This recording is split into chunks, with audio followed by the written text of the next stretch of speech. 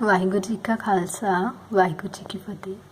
Students, ਅੱਜ ਅਸੀਂ ਅਗਲਾ ਟੌਪਿਕ ਕਰਾਂਗੇ ਇੰਥੈਲਪੀ ਆਫ ਐਟਮਾਈਜੇਸ਼ਨ। ਬੇਟਾ ਨਾਮ ਤੋਂ ਕਲੀਅਰ ਹੋ ਰਿਹਾ ਕਿ ਐਟਮਸ ਦੇ ਵਿੱਚ ਟੁੱਟਣਾ ਮੋਲੀਕਿਊਲਸ ਨੇ, ਠੀਕ ਹੈ। ਆ ਐਗਜ਼ਾਮਪਲ ਦੇਖੋ, H2 ਗੈਸ਼ੀਅਸ ਫਾਰਮ 'ਚ ਹੈ, 2H ਮਤਲਬ H+H, ਦੋਵੇਂ H ਵੱਖਰੇ ਹੋ ਗਏ, ਉਹਨਾਂ ਵਿੱਚ ਬੌਂਡ ਟੁੱਟ ਗਿਆ ਤੇ એનર્ਜੀ ਚਾਹੀਦੀ ਹੈ, ਉਹ ਲਿਖੀ ਹੋਈ ਹੈ, ਠੀਕ ਹੈ। ਔਰ H ਬੌਂਡ ਬ੍ਰੇਕ ਹੋਏਗਾ ਡਾਈਹਾਈਡਰੋਜਨ ਦਾ। ਇਹੋ ਜਿਹੀ ਇੰਥੈਲਪੀ ਚੇਂਜ ਜਿਹੜੇ ਇਹ ਵਾਲੇ ਪ੍ਰੋਸੈਸ ਦੇ ਵਿੱਚ ਯੂਜ਼ ਹੋਵੇ, ਇੰਥੈਲਪੀ ਚੇਂਜ, ਠੀਕ ਹੈ, ਉਹਨੂੰ ਆਪਾਂ ਕੀ ਬੋਲਦੇ ਹਾਂ, enthalpy of atomization. It is the enthalpy change on breaking 1 mole of bonds completely to obtain atoms in the gas phase. ਹੁਣ ਸਪੋਜ਼ ਕਰੋ ਸਾਡੇ ਕੋਲ ਮੀਥੇਨ ਆ, ਮੀਥੇਨ ਦੇ ਵਿੱਚ ਕਿੰਨੇ CH ਬੌਂਡ ਹੁੰਦੇ? 4 ਕਾਰਬਨ ਵੱਖਰੇ ਕਰ ਦਿੰਦੇ, ਚਾਰੋਂ ਹਾਈਡਰੋਜਨ ਵੱਖਰੇ ਕਰ ਦਿੰਦੇ, ਠੀਕ ਹੈ। ਤੋ ਉਹਦੇ ਵਾਸਤੇ ਕੀ ਹੈ, ਕਿੰਨੀ ਚਾਹੀਦੀ? 1665। ਇਹ ਤੁਹਾਨੂੰ ਤੁਸੀਂ ਵੈਲਿਊ ਨਹੀਂ ਯਾਦ ਕਰਨੀ ਹੈ, ਜਸਟ ਮਤਲਬ ਹਾਂ ਕਿ ਇੰਥੈਲਪੀ ਆਫ ਐਟਮਾਈਜੇਸ਼ਨ ਜਿਹੜੀ ਹੈ ਉਹ ਪੋਜ਼ਿਟਿਵ ਹੁੰਦੀ, ਠੀਕ ਹੈ। ਨੈਕਸਟ ਹੈ bond enthalpy. Energy is required to break a bond and energy is released when a bond is formed. ਜਦੋਂ ਬੌਂਡ ਨੂੰ ਤੋੜਨਾ ਹੁੰਦਾ ਹੈ ਤੇ ਐਨਰਜੀ ਚਾਹੀਦੀ ਹੈ, ਜਦੋਂ ਬੌਂਡ ਬਣਨਾ ਹੁੰਦਾ ਹੈ ਤੇ ਐਨਰਜੀ ਰਿਲੀਜ਼ ਹੁੰਦੀ ਹੈ। ਕੋਈ ਡਾਇਟੋਮਿਕ ਮੋਲੀਕਿਊਲ ਦੇਖੋ, H2 H+H ਬੌਂਡ ਟੁੱਟ ਗਿਆ ਤੇ ਇੰਨੀ ਐਨਰਜੀ, ਠੀਕ ਹੈ, ਚਾਹੀਦੀ ਹੈ। Enthalpy change involved in this process is the bond dissociation enthalpy of HH bond. ਇਹ ਵਾਲੇ ਪ੍ਰੋਸੈਸ ਦੇ ਵਿੱਚ ਜਦੋਂ ਮੋਲੀਕਿਊਲ ਐਟਮਸ ਦੇ ਵਿੱਚ ਟੁੱਟ ਰਹੇ ਆ, ਉਹਨੂੰ ਆਪਾਂ ਕਹਿੰਦਾ ਬੌਂਡ ਡਿਸੋਸੀਏਸ਼ਨ ਇੰਥੈਲਪੀ, ਠੀਕ ਹੈ। ਬੌਂਡ ਇੰਥੈਲਪੀ ਦੇ ਅੰਡਰ ਅਸੀਂ ਕੀ ਪੜ੍ਹ ਰਹੇ ਹਾਂ? Bond dissociation ਇੰਥੈਲਪੀ। ਨੈਕਸਟ ਹੈ ਬੇਟਾ ਪੋਲੀਐਟੋਮਿਕ ਮੋਲੀਕਿਊਲ ਵਾਸਤੇ। CH4 ਆ ਫੋਰ ਐਗਜ਼ਾਮਪਲ, C ਵੱਖਰਾ, 4H ਵੱਖਰੀ। ਪਹਿਲੇ ਸਟੈਪ 'ਚ ਕੀ ਹੋਏਗਾ? CH4 ਦੇ ਵਿੱਚ ਇੱਕ CH ਬੌਂਡ ਟੁੱਟੂਗਾ, H ਵੱਖਰਾ ਹੋ ਗਿਆ, CH3 ਬਚ ਗਿਆ, ਉਹਦੇ ਵਾਸਤੇ ਇੰਨੀ ਐਨਰਜੀ ਚਾਹੀਦੀ ਹੈ। ਨੈਕਸਟ CH3 ਦੇ ਵਿੱਚ ਅਗਲਾ CH ਬੌਂਡ ਟੁੱਟੂਗਾ, ਉਹ H ਵੱਖਰਾ ਹੋ ਗਿਆ, CH2 ਬਚ ਗਿਆ। ਫਿਰ CH2 ਦੇ ਵਿੱਚ ਇੱਕ ਹੋਰ CH ਬੌਂਡ ਟੁੱਟੇਗਾ, CH+H। ਫਿਰ CH ਦੇ ਵਿੱਚ C ਵੱਖਰਾ ਹੋ ਜਾਏਗਾ, H ਵੱਖਰਾ ਹੋ ਜਾਏਗਾ। ਵੱਖਰੀਆਂ ਵੱਖਰੀਆਂ ਟਾਈਪ ਦੇ ਸਾਨੂੰ ਵੱਖਰੀ ਵੱਖਰੀ ਜਿਹੜੀ ਨੂਮੈਰੀਕਲ ਵੈਲਿਊਜ਼ ਆ ਐਨਰਜੀ ਦੀਆਂ ਉਹ ਚਾਹੀਦੀਆਂ। ਫਿਰ ਅਸੀਂ ਕੀ ਕਰਦੇ ਹਾਂ? ਸਾਰਿਆਂ ਦਾ ਟੋਟਲ ਕਰ ਲੈਂਦੇ, ਸਾਰੀ ਐਨਰਜੀਜ਼ ਦਾ ਟੋਟਲ ਕਰ ਲਿਆ, ਦੈਨ ਅਸੀਂ ਕੱਢਦੇ ਹਾਂ ਮੀਨ ਬੌਂਡ ਇੰਥੈਲਪੀ ਐਵਰੇਜ, ਠੀਕ ਹੈ। ਮੀਨ ਬੌਂਡ ਇੰਥੈਲਪੀ ਕਿੱਦਾਂ ਕਰੋਗੇ? ਜਿਹੜਾ ਟੋਟਲ ਆਇਆ ਉਹਨੂੰ ਡਿਵਾਈਡ ਕਿਹਦੇ ਨਾਲ ਕਰੋ? ਕਿੰਨੇ ਬੌਂਡ ਟੁੱਟੇ? 4 ਬੌਂਡ, 4 ਨਾਲ ਉਹਨੂੰ ਡਿਵਾਈਡ ਕਰ ਦੋਗੇ। ਇੰਥੈਲਪੀ ਆਫ ਐਟਮਾਈਜੇਸ਼ਨ ਜਿਹੜੀ ਆਈ ਹੈ ਬੇਟਾ ਟੋਟਲ, ਉਹਨੂੰ ਅਸੀਂ 4 ਨਾਲ ਡਿਵਾਈਡ ਕਰ ਦਾਂਗੇ ਤੇ ਸਾਡੇ ਕੋਲ ਆਂਸਰ ਆ ਜਾਏਗਾ, ਠੀਕ ਹੈ। You don't need to learn these values. ਮੈਂ ਦੁਬਾਰਾ ਕਹਿ ਰਹੀ ਹਾਂ, ਤੁਸੀਂ ਜਸਟ ਐਗਜ਼ਾਮਪਲ ਸਮਝਣੀ ਆ ਕਿ ਇਹ ਹੁੰਦਾ ਕੀ ਹੈ, ਮੀਨ ਬੌਂਡ ਇੰਥੈਲਪੀ ਕੀ ਹੁੰਦੀ ਹੈ, ਬੌਂਡ ਡਿਸੋਸੀਏਸ਼ਨ ਇੰਥੈਲਪੀ ਕੀ ਹੈ, ਇਹਨਾਂ ਦੇ ਵਿੱਚ ਡਿਫਰੈਂਸ ਕੀ ਹੈ, ਠੀਕ ਹੈ।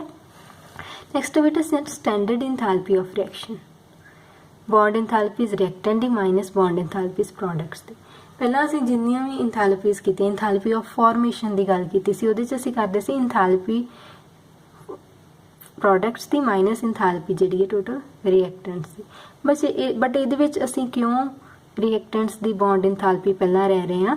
ਕਿਉਂਕਿ ਅਸੀਂ ਕਿਹਦੇ ਬੌਂਡ ਨੂੰ ਤੋੜਨਾ? ਰਿਐਕਟੈਂਟ ਦੇ ਬੌਂਡ ਨੂੰ ਤੋੜਨਾ, ਤੇ ਉਹਦੇ ਵਾਸਤੇ ਸਾਨੂੰ ਐਨਰਜੀ ਚਾਹੀਦੀ ਹੈ, ਤੇ ਉਹਦੀ ਐਨਰਜੀ ਜ਼ਿਆਦਾ ਹੋਈ, ਉਹ ਅੱਗੇ ਲਿਖਣੀ, ਠੀਕ ਹੈ। ਨੈਕਸਟ ਹੈ ਇੰਥੈਲਪੀ ਆਫ ਸੋਲਿਊਸ਼ਨ। ਬੇਟਾ ਇਹ ਕੀ ਹੁੰਦੀ ਹੈ? ਇੰਥੈਲਪੀ ਚੇਂਜ ਹੁੰਦੀ ਹੈ ਜਦੋਂ 1 ਮੋਲ ਕਿਸੇ ਸਬਸਟੈਂਸ ਦਾ ਡਿਜ਼ੋਲਵ ਹੁੰਦਾ ਇੱਕ ਸਪੈਸੀਫਾਈਡ ਅਮਾਊਂਟ ਆਫ ਸੋਲਵੈਂਟ ਦੇ ਵਿੱਚ, ਠੀਕ ਹੈ। ਜਿਵੇਂ AB ਸੋਲਿਡ ਆ, ਇਹਨੂੰ ਜਿਹੜੀ ਇੰਥੈਲਪੀ ਆਫ ਸੋਲਿਊਸ਼ਨ ਹੈ ਨਾ, ਉਹ ਕੀ ਕਰ ਦੇਗੀ? A ਪੋਜ਼ੀਟਿਵ ਨੂੰ ਵੱਖਰਾ ਕਰ ਦੇਗੀ, ਐਕੁਅਸ ਮਤਲਬ ਵਾਟਰ ਦੇ ਵਿੱਚ ਸੋਲਿਊਸ਼ਨ ਹੈ, ਤੇ B ਨੈਗੇਟਿਵ ਨੂੰ ਵੱਖਰਾ ਕਰ ਦੇਗੀ। ਵੈਸੇ ਹੁੰਦਾ ਕਿਹੜੇ ਪ੍ਰੋਸੈਸ? ਪਹਿਲਾਂ ਤੇ ਲੈਟਿਸ ਇੰਥੈਲਪੀ ਚਾਹੀਦੀ ਹੈ। ਲੈਟਿਸ ਇੰਥੈਲਪੀ ਦੀ ਕਿਨੇ ਕੀ ਕਰਨਾ? A ਪੋਜ਼ੀਟਿਵ ਨੂੰ ਗੈਸ਼ੀਅਸ 'ਚ ਵੱਖਰਾ ਕਰ ਦੇਣਾ, B ਨੈਗੇਟਿਵ ਨੂੰ ਵੱਖਰਾ ਕਰ ਦੇਣਾ। ਫਿਰ ਆਪਾਂ ਵਾਟਰ ਪਾਉਂਦੇ, ਫਿਰ ਇੰਥੈਲਪੀ ਆਫ ਹਾਈਡਰੇਸ਼ਨ ਹੁੰਦੀ ਹੈ, ਤੇ ਫਿਰ ਜਾ ਕੇ ਸਾਡੇ ਕੋਲ ਐਕੁਅਸ ਆਇਨਸ ਜਿਹੜੇ ਆ ਉਹ ਬਣਦੇ ਆ। Next ਹੈ ਬੇਟਾ lattice ਇੰਥੈਲਪੀ। Lattice enthalpy of an ionic compound is the enthalpy change which occurs when 1 mole of an ionic compound dissociates into its sign in the gaseous state. एक ionic compound है solid state, अपने ions ਦੇ ਵਿੱਚ ਟੁੱਟਦਾ ਹੈ gaseous state ਦੇ ਵਿੱਚ, ਤੇ ਕਿੰਨੀ enthalpy change ਹੁੰਦੀ ਹੈ? that is lattice enthalpy.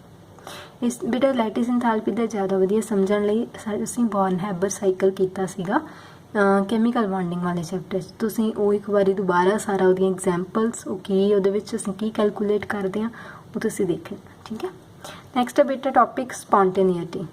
ਸਪੌਂਟੇਨੀਟੀ means having the potential to proceed without the assistance of any external agency। ਤੁਹਾਨੂੰ ਮੈਂ एग्जांपल ਦਿੰਦੀ ਹਾਂ। ਮੰਨ ਲਓ ਕੋਈ ਤੁਹਾਡੇ ਕੋਲ ਆਇਰਨ ਰॉड ਹੈ, ਆਇਰਨ ਰॉड ਦਾ ਇੱਕ ਹਿੱਸਾ ਤੁਸੀਂ ਗੈਸ ਦੇ ਬਰਨਰ ਦੇ ਉੱਪਰ ਰੱਖਿਆ, ਥੋੜੀ ਦੇਰ ਬਾਅਦ ਕੀ ਹੁੰਦਾ ਹੈ, ਤੁਸੀਂ ਦੂਜੇ ਹਿੱਸੇ ਤੋਂ ਫੜਿਆ, ਇਹ ਹਿੱਸਾ ਗੈਸ ਦੇ ਬਰਨਰ ਤੇ ਇੱਥੋਂ ਤੁਸੀਂ ਫੜਿਆ, ਕੀ ਹੋਏਗਾ, ਥੋੜੀ ਦੇਰ ਬਾਅਦ ਹੀਟ ट्रैवल करके इस तक पहुँचेगी, ये भी पासा गर्म हो जाएगा।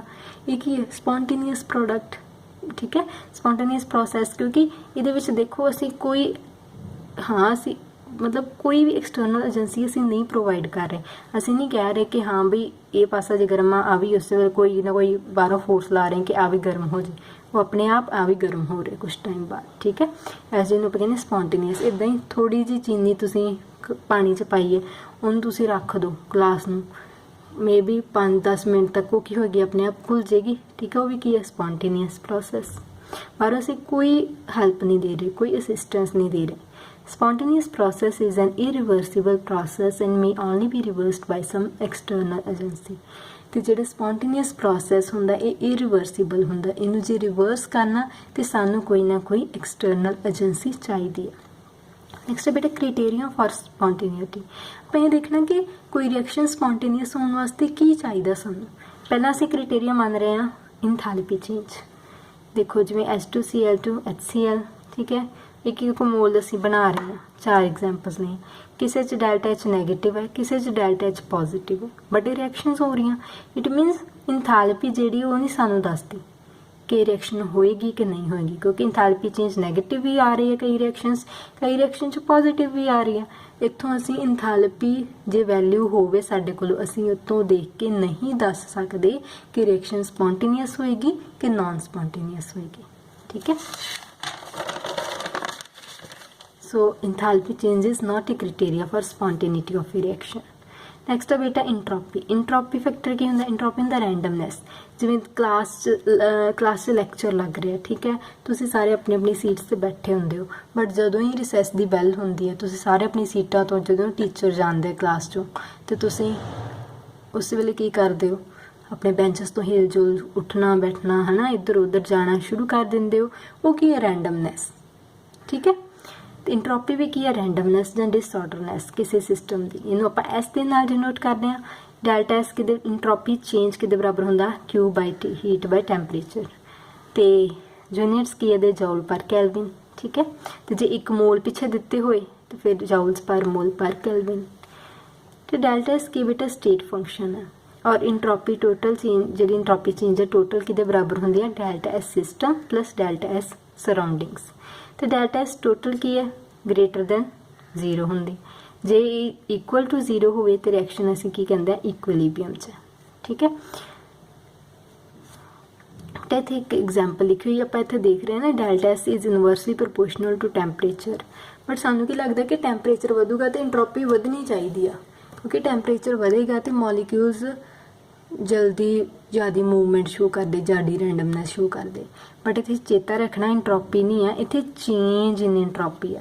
ਸਪੋਜ਼ ਕਰੋ ਇੱਕ ਚੀਜ਼ ਤੁਸੀਂ ਇੱਕ ਰਿਐਕਸ਼ਨ 4 ਡਿਗਰੀ ਸੈਲਸੀਅਸ 'ਤੇ ਕਰ ਰਹੇ, ਦੂਜੀ ਤੁਸੀਂ 25 ਡਿਗਰੀ ਸੈਲਸੀਅਸ 'ਤੇ ਕਰ ਰਹੇ। ਜਦੋਂ ਤੁਸੀਂ ਟੈਂਪਰੇਚਰ ਵਧਾਓਗੇ ਇਹਦੇ 'ਚ ਜ਼ਿਆਦਾ ਰੈਂਡਮਨੈਸ ਆਏਗੀ ਕਿ ਇਹਦੇ 'ਚ? ਘੱਟ ਵਾਲੇ 'ਚ ਜ਼ਿਆਦਾ ਰੈਂਡਮਨੈਸ ਆਏਗੀ, ਕਿਉਂਕਿ ਇਹਦਾ ਟੈਂਪਰੇਚਰ ਵਧਾਇਆ ਅਤੇ ਨਾ ਜ਼ਿਆਦਾ ਇੰਟਰੋਪੀ ਚੇਂਜ ਹੋਈ। ਇਹਦਾ ਵਧਾਇਆ, ਇਹਨੂੰ ਫਰਕ ਪਏਗਾ ਬਟ ਥੋੜ੍ਹੀ ਘੱਟ ਚੇਂਜ ਆਏਗੀ। ਆਪਾਂ ਚੇਂਜ ਇਨ ਇੰਟਰੋਪੀ ਦੇਖਣਾ, ਆਪਾਂ ਇਕੱਲੀ ਇੰਟਰੋਪੀ ਨਹੀਂ ਦੇਖਣੀ। ਨੈਕਸਟ ਬੇਟਾ ਆਈਸੋਥਰਮਲ ਕੰਡੀਸ਼ਨ, ਚਾਹੇ ਉਹ ਰਿਵਰਸੀਬਲ ਹੋਵੇ ਇਰੀਵਰਸੀਬਲ ਹੋਵੇ, ਉਹਦੇ ਵਾਸਤੇ ਇੰਟਰਨਲ ਐਨਰਜੀ ਚੇਂਜ 0 ਹੁੰਦੀ ਹੈ।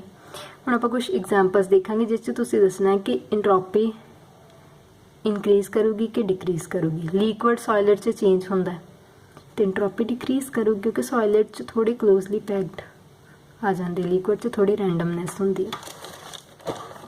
Temperature of a crystalline solid is raised, temperature ਵਧਾਇਆ, ਇਨਕਰੀਜ਼ ਕਰੂਗੀ ਇੰਟਰੋਪੀ। ਆ ਦੇਖੋ ਇੱਕ ਸੋਲਿਡ ਹੈ, ਅੱਗੋਂ ਤਿੰਨਾਂ 'ਚ ਟੁੱਟ ਰਿਹਾ, 3 ਮੋਲੀਕਿਊਲਸ ਗੈਸ਼ੀਅਸ ਫਾਰਮ 'ਚ ਹੈ, ਸੋਲਿਡ ਫਾਰਮ 'ਚ, ਇੰਟਰੋਪੀ ਇਨਕਰੀਜ਼ ਕਰੂਗੀ। H2 ਗੈਸ ਹੈ ਮੋਲੀਕਿਊਲਸ ਫਾਰਮ 'ਚ, ਇਹ ਐਟਮ 'ਚ ਟੁੱਟ ਗਈ, ਜ਼ਿਆਦਾ ਮੈਂਬਰਸ ਬਣ ਗਏ, ਇੰਟਰੋਪੀ ਇਨਕਰੀਜ਼ ਕਰੂਗੀ। ਸੋ ਨੈਕਸਟ ਹੈ ਬੇਟਾ ਗਿਬਸ ਫ੍ਰੀ ਐਨਰਜੀ। ਥਰਡ ਹੈ, ਪਹਿਲਾਂ ਸੀ ਇੰਥੈਲਪੀ ਚੇਂਜ ਕਿ ਉਹ ਕ੍ਰਾਈਟੇਰੀਆ ਹੈ ਸਪੌਂਟੇਨਿਟੀ ਦਾ ਕਿ ਨਹੀਂ, ਫਿਰ ਇੰਟਰੋਪੀ ਚੇਂਜ, ਔਰ ਥਰਡ ਹੈ ਗਿਬਸ ਫ੍ਰੀ ਐਨਰਜੀ। ਬੇਟਾ ਇਹਨੂੰ ਆਪਾਂ ਡੈਲਟਾ ਜੀ ਗਿਬਸ ਐਨਰਜੀ ਚੇਂਜ ਨੂੰ ਡਿਨੋਟ ਕਰਦੇ ਹਾਂ delta H minus T delta S। State function ਹੈ, ਐਕਸਟੈਂਸਿਵ ਪ੍ਰੋਪਰਟੀ ਹੈ, ਅਤੇ सिस्टम की जे आप गल करें फिर सिस्टम तो ला देना ना, ठीक है। इन गिब्स इक्वेशन भी बोलते हैं। यूनिट्स की होंगे दे सेम एज एनर्जी यूनिट्स होंगे जाउल्स, ठीक है। सानू की पता कि जी इंट्रोपी टोटल है, चेंज इन इंट्रोपी टोटल कि बराबर होंगी है change in entropy of system plus change in entropy of surroundings. J system thermal equilibrium च सराउंडिंग्स के नाल फिर टैंपरेचर जिहड़ा सराउंडिंग का सेम होंदा सिस्टम दे, ठीक है। जे थर्मल इक्विलिबियम, थर्मल मतलब टैंपरेचर, ठीक है। तो जे इक्विलिबियम च थर्मल इक्विलिबियम फिर सराउंडिंग ते सिस्टम का जिहड़ा टैंपरेचर है that would be same. J increase in enthalpy होवे सराउंडिंग वो फिर किदे बराबर होगी decrease in enthalpy of system.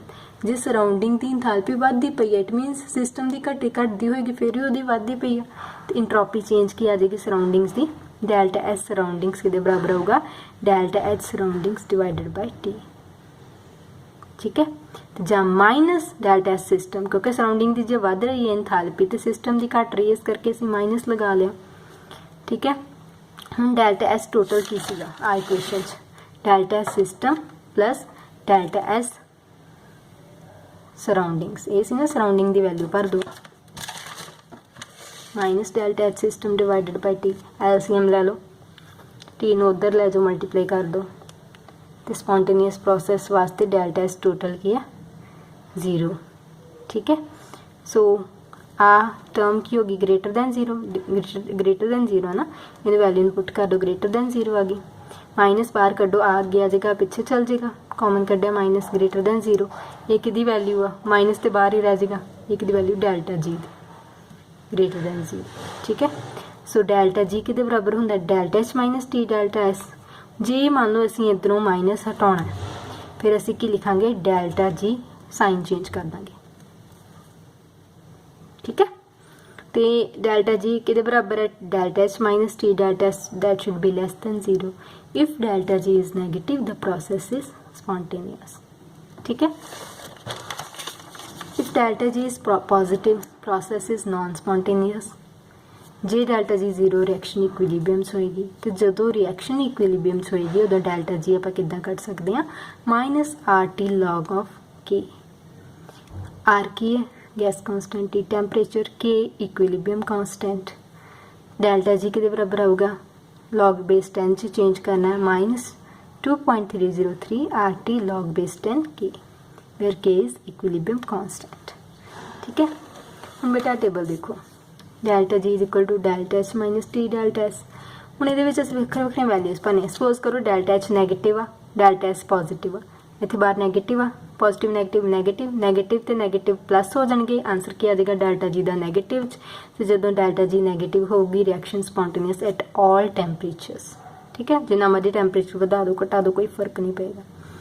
जो डेल्टा एच नैगेटिव आ डेल्टा एस भी नैगेटिव आ, ठीक है, ये भी नैगेटिव तो फिर जे डेल्टा एस नैगेटिव है माइनस माइनस इतने पिछले तो प्लस आ जाएगा पर अगला माइनस है। हुण कंडीशन ये होगी लो टैंपरेचर होवे जे, ठीक है, फिर यदी वैल्यू लो होएगी तो यदा साइन माइनस आ तो बड़ी रकम का साइन आ जाएगा reaction spontaneous at low temperature. पर जे ये भी माइनस हो ये भी माइनस हो पर टैंपरेचर हाई हो फिर माइनस माइनस प्लस तो आ टर्म क्योंकि टैंपरेचर हाई है टर्म पूरी वड्डी होगी तो जो आप माइनस आ यदा प्लस आ गया तो यदा फिर जो डेल्टा जी कटांगे तो आंसर भी प्लस आऊगा क्योंकि आ टर्म वड्डी है टैंपरेचर हाई करके फिर रिएक्शन होएगी नॉन स्पॉन्टेनियस। जो डेल्टा जी की वैल्यू पॉजिटिव आ जाए रिएक्शन नॉन स्पॉन्टेनियस होगी। आ भी तुसीं इदां वैल्यूज पुट कर करके देख के फिर ये जिहड़े डेल्टा जी का क्राइटेरिया वो फाइंड आउट करना है, ठीक है। So this was all about today's lecture students. By this lecture we have completed chapter 6 thermodynamics, ठीक है। On Monday we will start a new chapter. Thank you.